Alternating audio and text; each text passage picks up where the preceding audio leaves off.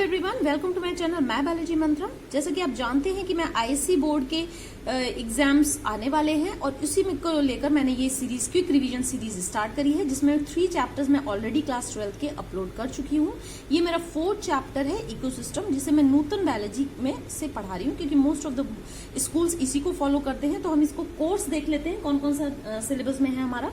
Definition and types of ecosystem, structure and components का brief idea हमें biotic and abiotic component का लेना है। Structure and function of pond ecosystem करना है। इकोसिस्टम के फंक्शंस करने हैं, जिसमें प्रोडक्टिविटी, जिसमें जीपीपी है, आपका एनपीपी है। सेकेंडरी प्रोडक्टिविटी करना है। Decomposition, fragmentation, leaching, catabolism, humification और मिनरलाइजेशन करना है। Factors affecting rate of decomposition करना है। एनर्जी फ्लो करना है। Various types of food chains, grazing and detritus, food webs, trophic levels, ecological pyramids, energy, number and biomass, nutrient cycles करनी है। Definition of biochemical cycles करनी है। Gases, carbon and sedimentary phosphorus cycle करनी है। Graphic representation दोनों का करना है आपका। डेफिनेशन ऑफ पार करना है। 10% लॉ करना है। स्टैंडिंग क्रॉप, स्टैंडिंग स्टेट करना है। सक्सेशन करना है, उसकी definition, explain meaning, kinds of succession करना है। हाइड्रार्क, जीरार्क और primary and secondary succession with examples करना है। Definition of pioneer community, climax community करना है। सेरे करना है। सिग्निफिकेंस ऑफ इकोलॉजिकल सक्सेशन और इकोलॉजिकल सर्विसेज एंड कॉस्ट करना है। ये आपका डिटेल्ड ऑफ द सिलेबस है। इस बुक में मुझे थोड़ा सा दूसरी बुक की भी मदद लेनी पड़ रही है, तो आप मेरे साथ साथ में इसको पूरा करते जाएंगे और साथ के साथ ही आपको मैं लर्न कराती चलूंगी। तो सबसे पहले हम स्टार्ट करते हैं। तो हम यहाँ पर आ जाते हैं। जैसे कि आप देख रहे हैं कि एजी टेंसले जो थे 1935 में, उन्होंने इस टर्म को कॉइन किया था, इकोसिस्टम को। और इसका मतलब ये है कि ये क्या है, लिविंग और नॉन लिविंग ऑर्गेनिज्म जो आपस में, लिविंग ऑर्गेनिज्म का आपस में interaction as well as surrounding physical environment से इंटरेक्शन को बोलते हैं इकोसिस्टम। ठीक है। ईपी ऑर्डम जो थे उनकी डेफिनेशन ज्यादा अच्छी है, उसको आप अच्छे से कर लीजिएगा। डिफाइंड इकोसिस्टम क्या है, एक basic functional unit of organism है या नेचर है, जिसमें कि ऑर्गेनिज्म आपस में अपने इन्वायरमेंट से इंटरेक्ट करता है और interacting with each other as well as environment and their own component. तो this is the more correct definition. Ecosystem क्या है, एक सेल्फ सफिशिएंट यूनिट है और ये जो है बहुत स्मॉल हो सकती है, फ्रेश वाटर पॉन्ड से लेकर बहुत बड़ी हो सकती है, सहारा डेजर्ट और इंडियन ओशियन जैसे हो सकता है। बहुत सारे इकोलॉजिस्ट जो है इंटायर बायोस्फीयर को एज अ ग्लोबल इकोसिस्टम की तरह कंसीडर करते हैं, जिसमें सारे लोकल इकोसिस्टम आ जाते हैं ऑन अर्थ जितने भी हैं। तो इकोसिस्टम में साइक्लिक एक्सचेंज होता है मटेरियल का लिविंग बींग्स में एज वेल एज उनके एनवायरमेंट के बीच में, और इसकी ओनली रिक्वायरमेंट इकोसिस्टम की है कि इसको लगातार एनर्जी देती रहा जाए। कांस्टेंट इनपुट ऑफ एनर्जी इसकी रिक्वायरमेंट है, जो कि जहां कहां से मिलता है, जिसका सोर्स क्या है एनर्जी का, सनलाइट है, जिसको कि ग्रीन प्लांट कैप्चर करते हैं by the process of photosynthesis. जो डेजर्ट है, ग्रासलैंड है, फॉरेस्ट है, क्रॉपफील्ड है, ये टेरेस्ट्रियल इकोसिस्टम को रिप्रेजेंट करता है, जबकि जो पॉन्ड्स हैं, लेक्स हैं, रिवर्स हैं, एक्वेरियम है, सी है, ये एक्वेटिक इकोसिस्टम को रिप्रेजेंट करते हैं। तो ये जो है ये सब अधिकतर नेचुरल इकोसिस्टम है। जो मैन मेड आर्टिफिशियल इकोसिस्टम है उनके एग्जांपल आपको मैं बता देती हूँ, जैसे क्रॉप फील्ड्स हो गया, गार्डन हो गए, पार्क्स हो गए, एक्वेरियम हो गए, ये सारे आपके हो गए मैन मेड इकोसिस्टम। अब कंपोनेंट्स ऑफ इकोसिस्टम में आ जाते हैं। जो स्ट्रक्चरल स्टैंड अगर पॉइंट ऑफ व्यू देखें तो biotic living component and abiotic non living component है। बायोटिक कंपोनेंट वो कंपोनेंट होता है जिसमें community of organism made up of many different interdependent population से बनता है। अगर किसी एक को भी आप रिमूव करते हैं तो इकोलॉजिकल बैलेंस डिसबैलेंस हो जाता है। बायोटिक कंपोनेंट जो है इकोसिस्टम का 3 कैटेगरीज को इंक्लूड करता है, जिसमें प्रोड्यूसर्स, कंज्यूमर्स और डिकम्पोजर्स आते हैं। इसका हमें ब्रीफ आइडिया करना है तो हम उतना ही करेंगे। दीज ऑर्गेनिजम्स विच प्रोड्यूसर क्या है, जो अपना खाना खुद बना सकें, दे कैन प्रोड्यूस देम, जैसे कि ग्रीन प्लांट्स हो गया। प्रोड्यूसर्स जो है लार्जली फोटोसिंथेटिक प्लांट्स होते हैं। डेंस फॉरेस्ट जो है वो मेजर प्रोड्यूसर्स हैं, क्योंकि ये सनलाइट एनर्जी को केमिकल एनर्जी ऑफ फूड में कन्वर्ट कर देते हैं, इसीलिए ये एक्चुअली कन्वर्टर्स ऑफ एनर्जी या ट्रांसड्यूसर भी इन्हें कहा जाता है। अब आप इसमें आ जाइए कंज्यूमर। कंज्यूमर क्या है, these organism which consume food synthesised by the producer. जो प्रोड्यूसर खाना बनाए, फूड बनाए, उसको कंज्यूम करने वाले, इसीलिए इन्हें कंज्यूमर कहा जाता है। जितने भी एनिमल्स हैं वो सारे कंज्यूमर हैं, ये अपना खाना खुद नहीं बना सकते, they depend on producers for their food. जैसे कि प्राइमरी कंज्यूमर्स हैं, कंज्यूमर्स ऑफ फर्स्ट ऑर्डर। ठीक है, वो क्या करते हैं, एनिमल जो कि डायरेक्टली प्लांट को खाते हैं, जैसे हर्बीवोरस हो गए। तो हर्बीवोरस क्या है, वो प्राइमरी कंज्यूमर है जो डायरेक्टली फीड ऑन प्रोड्यूसर्स को खाते हैं, जैसे insects, rodent, rabbit, deer, cow, buffalo, goat. जो डायरेक्टली प्लांट को खाएं वो प्राइमरी कंज्यूमर है और उन्हें हर्बीवोरस भी कहा जाता है। इसके बाद सेकेंडरी कंज्यूमर जो है वो सेकेंड ऑर्डर ऑफ कंज्यूमर हो गया। इसमें एनिमल्स ईटिंग प्राइमरी, जो प्राइमरी कंज्यूमर को खाएं वो सेकेंडरी कंज्यूमर्स हो गए। तो इनमें जो है आपका कार्निवोरस आते हैं, जैसे स्पैरो हो गया, क्रो हो गया, फॉक्स, डॉग, ये सब आपके सेकेंडरी कंज्यूमर में आ गए। टर्चरी कंज्यूमर होते हैं कंज्यूमर्स ऑफ थर्ड ऑर्डर हैं, जो कि प्राइमरली कार्निवोरस को खाते हैं, जैसे टर्चरी कंज्यूमर, जैसे वूल्फ ईटिंग अपॉन फॉक्स, जैसे आपका लायन हो गया, टाइगर हो गया, ये सारे आपके हो गए।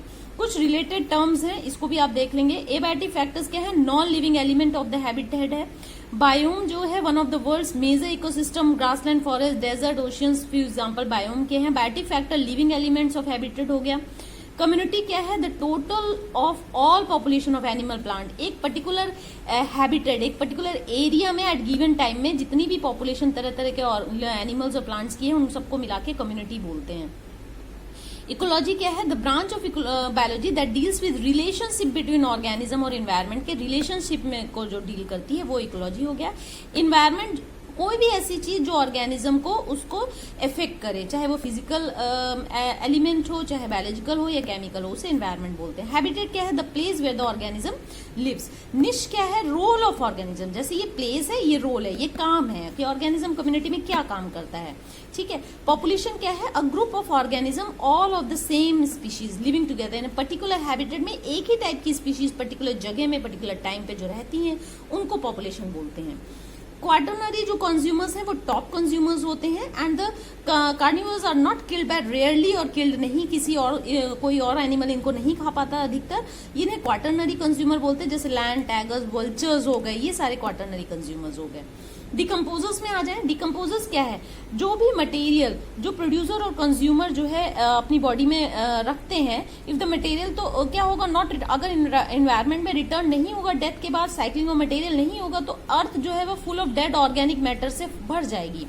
इसलिए जितने भी ऑर्गेनिज्म जो है ये इन्वायरमेंट से जो भी एलिमेंट्स लेते हैं उसे रिटर्न करना होता है, उसको रिटर्न करने का काम करता है डिकम्पोजर, क्योंकि ये जो है डेड बॉडीज ऑफ प्लांट्स और एनिमल्स में एक्ट करते हैं और उन्हें डिकम्पोज कर देते हैं। इनके जो मेन एग्जांपल है बैक्टीरिया और फंजाई है, और these are the examples of decomposers. ये क्या करते हैं? They break down the complex organic molecule of dead organism and release the simpler molecules into the environment. Food chain की डेफिनेशन कर लीजिए। फूड चेन क्या है?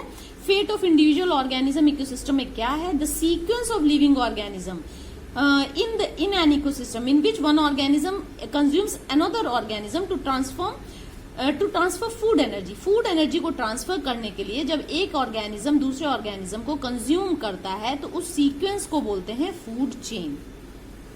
ठीक है। आप इसमें कोई भी, जैसे डिकम्पोजर्स जो है बहुत इंपॉर्टेंट रोल इकोसिस्टम में प्ले करता है, लेकिन इसे फूड चेन में इंक्लूड नहीं किया गया है। It is rare for a food chain to have more than 5 level से ज्यादा नहीं होता है। हर्बीवोरस जो है इसके प्राइमरी कंज्यूमर है। फर्स्ट लेवल कार्निवोरस का है, second consumer second level carnivorous है, tertiary consumer third level carnivorous है, क्वाटरनरी कंज्यूमर्स टॉप कार्निवोरस है। ठीक है, टॉप कंज्यूमर्स हैं। 3 important principles of food chain. ये जो है ये to be complete and self containing any food chain must have photosynthesis at the beginning होना चाहिए और डीके एट द एंड होना चाहिए। शॉर्टर फूड चेन जो है ज्यादा एफिशिएंट होती है। Size of population is ultimately determined by the कितने स्टेप होंगे उसके। ग्रेजिंग एंड डेट्रिटस 2 तरीके की इंपॉर्टेंट फूड चेन होती है। ग्रेजिंग तो आपकी जो ग्रासलैंड से शुरू होती है, फोटोसिंथेसिस, डेट्रिटस जो डिकम्पोजर्स से आपकी स्टार्ट होती है। ग्रेजिंग फूड चेन में आ जाते हैं। Grazing food chain start from living green plant से शुरू होती है, हर्बीवोरस से होते हुए कार्निवोरस में जाती है, जैसे ग्रास, ग्रासहॉपर, बर्ड्स, हॉक या फैल्कन हो गया आपका। डेट्रिटस फूड चेन जो है वो डेड ऑर्गेनिक मैटर से, डिकेइंग से शुरू होती, माइक्रो ऑर्गेनिज्म से, then organism feeding on detritus और then predators, litter, springtail insect and then small spider carnivore. तो ये आपकी डेट्रिटस हो गई। द डिस्टिंक्शन, इन दोनों के बीच में डिफरेंस क्या है? द 2 फूड चेन जो सोर्स है एनर्जी फर्स्ट लेवल कंज्यूम वो डिफरेंट है। द ग्रेजिंग फूड चेन का primary source of energy is living plant biomass होता है, जबकि डेट्रिटस फूड चेन का source of energy is dead organic matter और डेट्रिटस होता है। तो ये बेसिक डिफरेंस हो गया। ट्रॉफिक लेवल क्या होता है? ट्रॉफिक लेवल वो लेवल होता है या पोजीशन होती है at the species feed, which species feed, जिस लेवल पे वो जो है दूसरे ऑर्गेनिज्म को खाती है, तो वो जो लेवल है उसको बोलते हैं trophic level. Each step of the food chain trophic level को रिप्रेजेंट करता है। प्रोड्यूसर फर्स्ट ट्रॉफिक लेवल है, हर्बीवोरस सेकंड ट्रॉफिक लेवल है, प्राइमरी कार्निवोरस जो है वो थर्ड ट्रॉफिक लेवल है, secondary carnivorous fourth trophic level है, and so on. Trophic level जो है वो फंक्शनल लेवल है, not a species as such, और ये गिवन स्पीशीज में more than one trophic level same ecosystem eight कोई स्पीशीज हो सकता है एक ट्रॉफिक लेवल पे कहीं पर है और वो वही स्पीशीज दूसरे ट्रॉफिक लेवल पे कहीं पर है, ठीक, दूसरी फूड चेन पर है। जैसे कि स्पैरो, अब वो प्राइमरी कंज्यूमर है जब वो सीड और फ्रूट को ईट करती है, लेकिन वो सेकेंडरी कंज्यूमर का रोल प्ले करती है जब वो इंसेक्ट को ईट करती है। तो ये अच्छा एग्जाम्पल है, इसे आप कर लीजिएगा। The amount of living material at different trophic level in a component population is known as standing crop. ये स्टैंडिंग क्रॉप की डेफिनेशन है, इसे आपको करना चाहिए। वो अमाउंट लिविंग मटेरियल का जो डिफरेंट ट्रॉफिक लेवल पे होता है या कंपोनेंट ऑफ पॉपुलेशन उसे स्टोर करके रखती है, उसे स्टैंडिंग क्रॉप कहते हैं। इसे बायोमास के टर्म पे एक्सप्रेस किया जाता है। तो ट्रॉफिक लेवल क्या है, एक्चुअली रिप्रेजेंट करता है step wise transfer of food और एनर्जी कंटेन इन फूड, ठीक है। The energy which sustain the world life, light energy that comes from the sun से आपकी एनर्जी जो है वो आती है। फिर solar energy that strike the earth atmosphere, कुछ रिफ्लेक्ट बैक हो जाती है। ओनली वेरी बहुत स्मॉल फ्रैक्शन 1% सोलर एनर्जी जो है वो प्लांट रिसीव करता है from the sun and fixed through photosynthesis के फॉर्म में उसे फिक्स करता है। जैसे कि मैंने यहाँ पे लिखा है कि each trophic level has a certain mass of living material at a particular time. हर ट्रॉफिक लेवल में certain mass of living material होता है एक पर्टिकुलर टाइम में, उसको हम बोलते हैं स्टैंडिंग क्रॉप। ये मेजर्ड होता है बायोमास के टर्म पे और फ्रेश या ड्राई वेट के फॉर्म में इसे एक्सप्रेस किया जाता है। तो जो एनर्जी है from where the sun enters the living world, photosynthesis organism के थ्रू होती है और पास ऑन होता है एक ऑर्गेनिज्म से दूसरे organism in the form of food. और हर एक ट्रॉफिक लेवल ऑर्गेनिज्म का जो एनर्जी यूटिलाइज करता है एंड द मेटाबॉलिक एक्टिविटी में, और इस स्टेज में एनर्जी ट्रांसफर होती है। Considerable amount of energy lost भी होती है हर बार ट्रांसफर होने में फूड चेन से। जब एक ऑर्गेनिज्म से दूसरे ऑर्गेनिज्म में फूड के फॉर्म में एनर्जी जब ट्रांसफर होती है तो कुछ एनर्जी लॉस्ट हो जाती है हीट के फॉर्म में। तो we can say the amount of energy available at successive trophic level is less than the energy available at the producer. तो प्रोड्यूसर लेवल पे एनर्जी ज्यादा होती है, जैसे जैसे आप first consumer, second consumer, third consumer में जाते हैं वैसे वैसे एनर्जी कम होती जाती है, क्योंकि हर स्टेप में एनर्जी का लॉस होता है in the form of heat, वो एनवायरमेंट में डिसिपेट हो जाती है। फूड वेब क्या होती है, फूड चेन जो अकेले नहीं नेचुरल कंडीशन में ऑपरेट होती है, ये कॉम्प्लेक्स इंट्रैक्शन है। तो जो इंटरकनेक्टेड फूड चेन्स होती हैं जो इकोसिस्टम में ऑपरेट हो रही हैं, वो एक नेटवर्क बनाती हैं, relationship of various species in the food web, इसे फूड वेब बोलते हैं। तो food web is nothing but collection of food chain होती है। ये पैटर्न ऑफ एनर्जी और न्यूट्रिएंट फ्लो को थ्रू आउट इकोसिस्टम में शो करती है। इसके बाद आपका यहाँ पर आप देख सकते हैं कि this is the diagrammatic representation. जैसा कि आप देख रहे हैं, दिस इज द ग्रास को जो रैट ने खाया, स्नेक ने लिया, हॉक ने लिया, इसको ये भी, तो ये कॉम्प्लेक्सिटी, रैट को हॉक भी खा सकता है, रैबिट भी प्लांट को ले सकता है, इसे भी हॉक खा सकता है। ये देखिए ग्रास ऑपर ने लिया, इसे लिजर्ड खा सकती है, इसे भी हॉक खा सकती है। तो this is the complexity, mean काफी फूड चेन जो है वो आपस में इंटर रिलेटेड है, तो ये फूड वेब बन गया है। What is ecological pyramid? Ecological pyramid diagram होते हैं of the differences among the trophic levels of an ecosystem. ये जो है डायग्राम्स हैं जो कि डिफरेंसेस शो करते हैं डिफरेंट ट्रॉफिक लेवल की, एनर्जी कितना है, क्या है, वो सारा।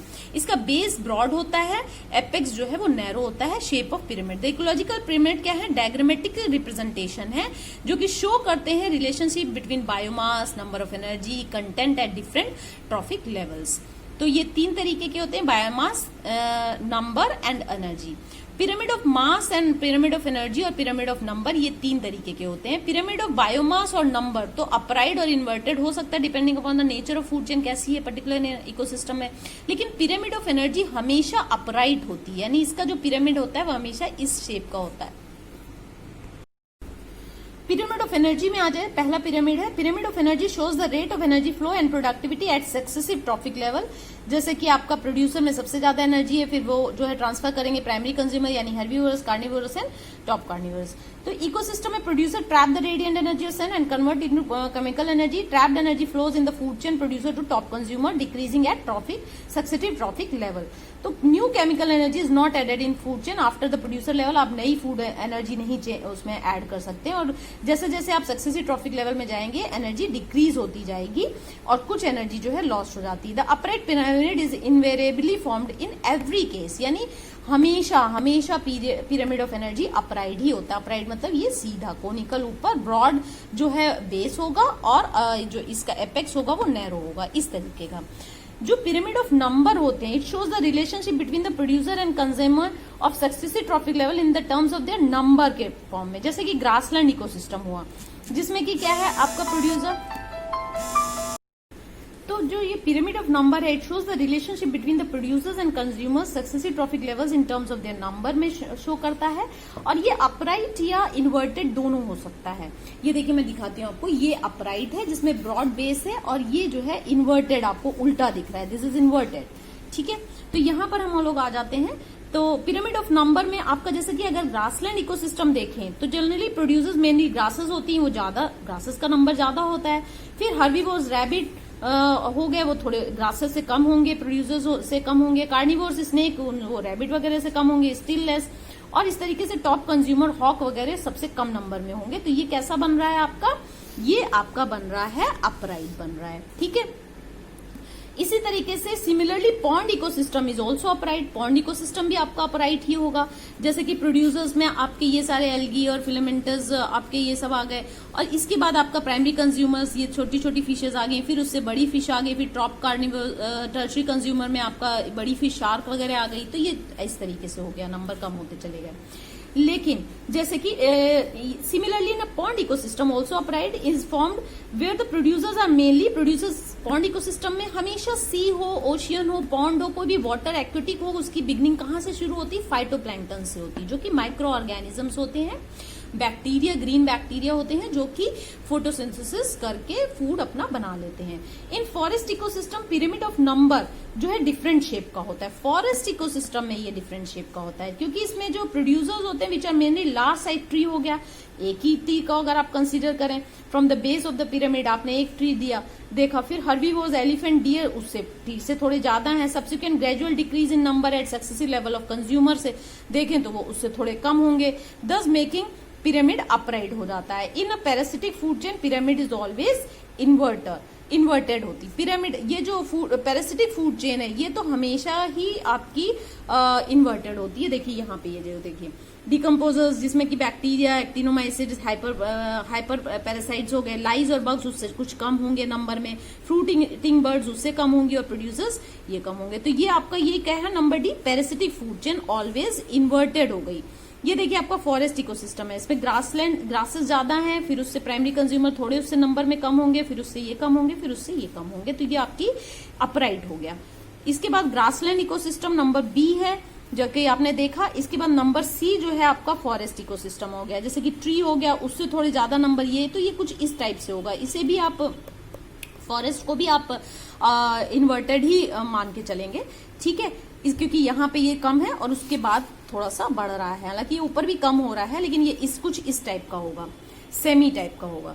Now come to pyramid of number, pyramid of biomass. In order to overcome to shortcomings of pyramid of numbers को जब उन्होंने शॉर्टकमिंग देखी तो पिरामिड ऑफ बायोमास को इंट्रोड्यूस किया गया। The ecological pyramid constructed on the basis of biomass of the organism at each trophic level. Ecological pyramid जिसमें की बेसिस क्या लिया गया है, बायोमास हर ऑर्गेनिज्म का लिया गया है हर ट्रॉफिक लेवल पे, उसको बोलते हैं पिरामिड ऑफ बायोमास। जितने भी most of the ecological pyramids हैं, pyramid of biomass, since it is easier, जो सबसे ज्यादा यूज होता है वो होता है पिरामिड ऑफ बायोमास, क्योंकि ये इजियर है। इसमें ड्राई वेट से जो इकोसिस्टम का number of individual, rate of energy flow at each level बहुत ही आसानी से इसमें हम निकाल लेते हैं। The biomass of traffic level जो है रिप्रेजेंट्स कितनी एक्यूमुलेटेड एनर्जी है जो कि रिफ्लेक्ट फ्लो नहीं हुई है। तो biomass is the result of rate at which the energy flow into the trophic level, the rate at which the energy flow out of the trophic level, the time lag between the inflow and outflow, means trophic level with higher biomass जो है contain organisms that are more in energy और less active and have longer life span होते हैं trophic level with lower biomass। तो ये आप आ जाए in terrestrial ecosystem जैसे कि ग्रासलैंड और ट्री है, the biomass of primary producer is always higher, consumer of each series तो relationship between biomass of the producers and the consumer they represent upright pyramid हो गया इसका। एक्विटिक इकोसिस्टम में आएंगे, इसमें आपको इन्वर्टेड बायोमास पिरामिड मिलेगा, जो कि with the small rectangles representing producers and the largest और द टर्शियरी और quaternary consumers. This shape is consequence of the short life span of phytoplanktons की लाइफ स्पैन छोटी होती है, तो उतना उनके बायोमास नहीं होता है। They are consume almost rapidly as they form, जैसे बनते वैसे कंज्यूम हो जाते हैं। प्राइमरी कंज्यूमर्स छोटी छोटी फिशेज होती हैं। इन जनरल लाइफ स्पैन इनका भी कम होता है। जैसे जैसे आप बड़े उसमें जाएंगे तो उनका बायोमास भी ज्यादा है, लाइफ स्पैन भी ज्यादा है। तो ये इन्वर्टेड शेप का आपको मिलेगा। देखिए यहाँ पर दिया हुआ है pyramid of biomass in grassland, जिसमें ग्रासेस का प्रोड्यूसर्स का बायोमास ज्यादा होगा, फिर इनका कम होता जाएगा, तो आपका अपराइट हो गया। लेकिन यहाँ के केस में आपके एक्विटिक इकोसिस्टम का जो बायोमास वो होता है, बायोमास इसका सबसे ज्यादा है, इसका लाइफ स्पैन भी ज्यादा है, इसका मटेरियल भी ज्यादा है। ठीक है, इन सबका कम है, इनका लाइफ स्पैन इतना छोटा है, नंबर ज्यादा है लेकिन लाइफ स्पैन कम है। लिमिटेशंस क्या है इकोलॉजिकल पिरामिड की? देयर आर सर्टेन, इसको मैंने कई पार्ट में कर दिया, 1 2 3 4 करके आप इसे कर लेंगे। There are certain limitations of ecological pyramid, जैसे कि does not take around the same species belonging the 2 और मोर ट्रॉफिक लेवल। जैसे कि अगर एक जैसे स्पैरो है, वो एक चेन को फॉलो कर रहा है, दूसरों को भी, तो दोनों को कंसीडर नहीं करेंगे, एक को ही लिया जाएगा। It accommodate only simple food chain को ही फॉलो करता है, ये almost never exist in nature, जबकि ऐसा नहीं होता, हमेशा फूड वेब के फॉर्म में ही नेचर पे होता है। It does not consider, food web को ये कंसिडर नहीं करता है। Further it decomposers are not given any place in the ecological pyramid, को डिकम्पोजर्स को कोई भी जगह नहीं दी गई है, जबकि वो एक वाइटल रोल जो है वो प्ले करते हैं इन द इकोसिस्टम। तो ये इस तरीके से आपने पूरा बायोटिक कंपोनेंट देख लिया और उसके बाद आपने फूड चेन, फूड वेब, ये सब भी देख लिया और पिरामिड्स भी देख लिए। Now come to abiotic component. बहुत थोड़ा इसका थोड़ा सा आप देख लेंगे। Abiotic component non living components हैं, जो कि फिजिकल एनवायरमेंट जैसे soil, water along with inorganic substances, climatic factor, sunlight, temperature, humidity, wind, ये सब के सब नॉन लिविंग कंपोनेंट है इकोसिस्टम के। जैसे कि टेम्परेचर जो है वो मोस्ट इंपॉर्टेंट फिजिकल इन्वायरमेंट है, क्योंकि इन्फ्लुएंस करता है बहुत अलग अलग तरीके से। Living organism can survive narrow range of temperature पे अलाउ करता है, एंड देयर मेटाबॉलिज्म जो है वो डिपेंड करती है टेम्परेचर पे। तो an optimum temperature is necessary for the process of growth and development of proceed at normal state. तो in combination it regulates the structure and distribution of the plants and animals. Light जो है दूसरे physical component है, जो कि without life can not exist. Photosynthetic organism जो है वो सिंथेसाइज करते हैं फूड, इसी से आपकी फूड चेन स्टार्ट होती है, rest of the living world के लिए फूड बनता है। तो this is very important. Light also effect the distribution, colour and strain, structure of textile animals, इस पर भी को भी रेगुलेट करता है। और लाइफ जो है, light is also one of the major factor controlling the distribution, movement, coloration and development of certain structure of aquatic organism. Humidity जो है, amount of water vapour air में कितनी, उसको रिप्रेजेंट करता है। Humidity along with light and temperature important role play करता है in regulating the activities and distribution of organism की एक्टिविटीज को कंट्रोल करने में बहुत ही इंपॉर्टेंट रोल प्ले करता है। जैसे कि animals in rain forest live only where there air is most saturated और मॉइस्चर। इस तरीके से जो है जो बर्ड्स एंड मैमल्स हैं वो वार्ड ह्यूमिड रीजन में रहना पसंद करते हैं। तो these are the examples. Wind में आ जाइए। Wind exerts an influence upon both configuration and distribution of plant में करता है। जैसे कि strong winds are responsible for dwarfism in plants. इसी तरीके से हाइड्रोजन आयन कंसंट्रेशन यानी पीएच जो है, most organism thrive in optimal pH range में ही रह पाते हैं। टेपवर्म जैसे 4 to 11 में ही रह पाता है, बाकी नहीं रह पाते। सॉइल पीएच जो है वो भी इन्फ्लुएंस करता है वेजिटेशन को, और जनरली अल्कलाइन सॉइल पे प्लांट लाइफ नहीं एग्जिस्ट करती है। मिनरल एलिमेंट्स जो है, availability and concentration of mineral element जो है वो बहुत इंपॉर्टेंट रोल प्ले करता है, एक लिमिटिंग फैक्टर है कि कैसे प्लांट वहां पर रहेंगे। जैसे कि plants living in soil deficient in nitrogen develop special adaptation for adopting it. इस तरीके से है। स्टैंडिंग स्टेट का यहाँ पर दिया हुआ है, यहाँ पर आप कर लेंगे। The quantity of abiotic material in minerals eight a given time in an ecosystem, इसे क्या बोलते हैं? Standing state. यहां से आप कर लेंगे कितनी क्वांटिटी एबायोटिक मटेरियल की यानी मिनरल्स की है at a given time ecosystem में, उसको बोलते हैं particular area at particular time in an ecosystem is known as standing state. यहां से ये डेफिनेशन आप अच्छी तरीके से कर देंगे। देन टोपोग्राफी क्या है? The altitude and shape of land भी डिपेंड करता है, डिस्ट्रीब्यूशन ऑफ ऑर्गेनिज्म में रोल प्ले करता है। इसके बाद बैकग्राउंड जो है, background of the habitat also distribution of animals और enabling them to camouflage against the colour और टेक्सचर और पैटर्न में। Then come to function of an ecosystem.